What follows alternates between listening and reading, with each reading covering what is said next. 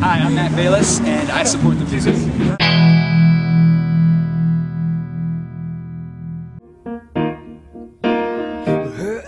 Her eyes make the stars seem like they're not shining.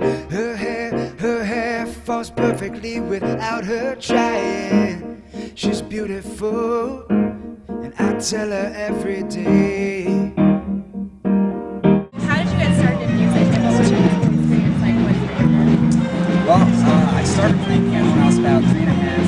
I was really young. I didn't really play well at that age, but my parents kind of saw me sit down at the piano and kind of tinker away at it instead of like hitting on it like most of the kids. They just threw me right into lessons. How did it start at a young age like that help you?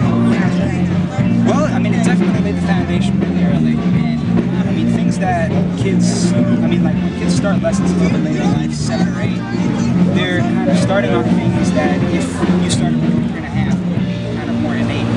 And I think that kind of having that basis at a really young age definitely helps to kind of springboard a little bit. How would you describe your sound?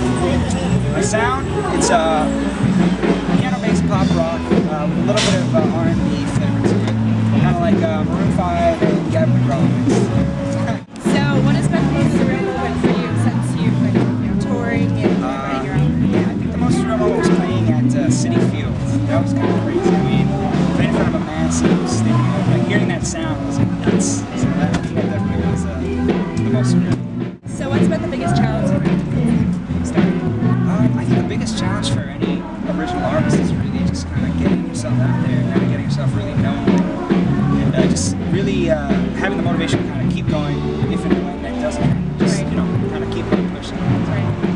So, what's your favorite piece of advice to know about you? What would my fancy surprise to know about me? That I was in high school plays. I was in all my high school plays, and I think that's when I started singing. What plays were you in? I was in Footloose, which is kind of crazy and embarrassing, but I had to dance a lot for that. How has YouTube helped your career? It's definitely been, YouTube's definitely been the best thing that I've done for my career thus far.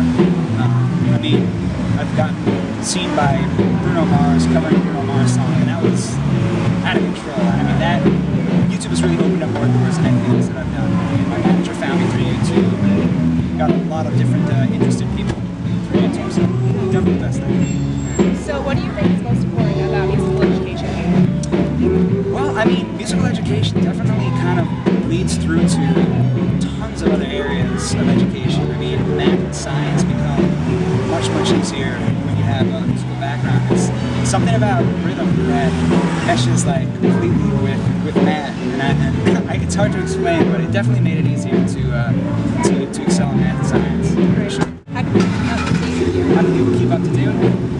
Definitely check out my Twitter. I tweet a lot. Check my website, Beilis.com. For sure, check the YouTube channel. I post videos all the time, and that's definitely my bread and butter. So what's up next for you? What are you planning on doing? Well, we're doing a little bit more in 2011. That's so weird to say. My God. I have a single that's going to be coming out on Ultra Records with a producer named Justin Michael, who's done a lot of stuff with Bruno Mars. What else? Worked on a few things with producer Alex the Kid, who is producer of Eminem and Rihanna track, Love the Way You Lie. So work on a few things and kind of pushing forward and just going to keep touring.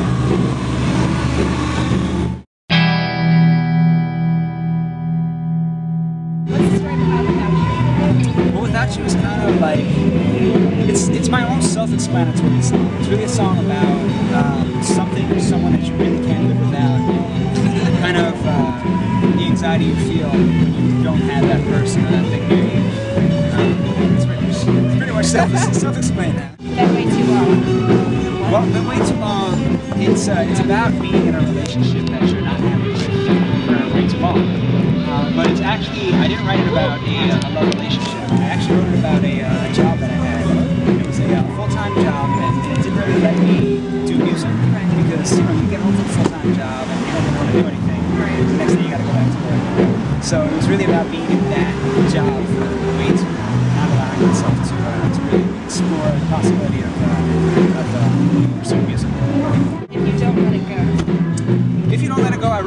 wrote about being really open in a relationship and how if you kind of hold anything in a relationship, it can tend to implode and haunt you later on. Right. Why Don't I Miss You? Why Don't I Miss You? I originally wrote that about a record label that was interested in signing me, and I kind of didn't feel the synergy with them. I didn't feel like I trusted them wholeheartedly, Right. and I think that's really important in that type of relationship, in a business relationship. So they made a lot of lofty promises, so it was kind of like a snub to them saying, well, I'm kind of doing it on my own now, why don't I miss you? So, Right. Speak Your Own Mind. Speak Your Own Mind, I wrote because a girl I know actually told me that one of her friends that she went shopping with told her that stuff she was trying on wasn't cool. And that really got to me. Like, I couldn't imagine like thinking that way.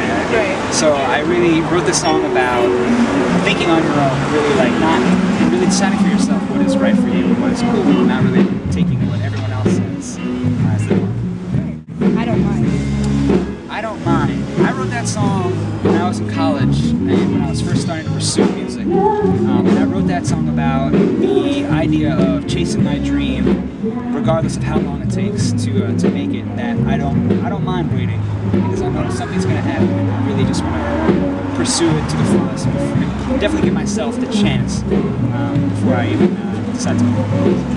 Judge Me.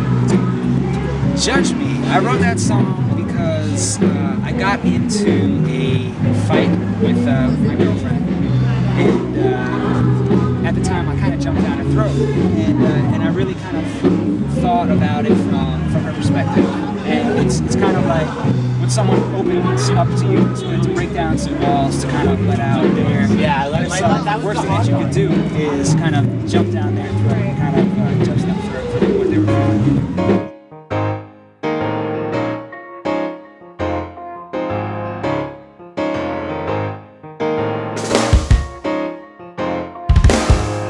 I remember reaching out, didn't have to look around, 'cause I knew without a doubt that you'd be right there.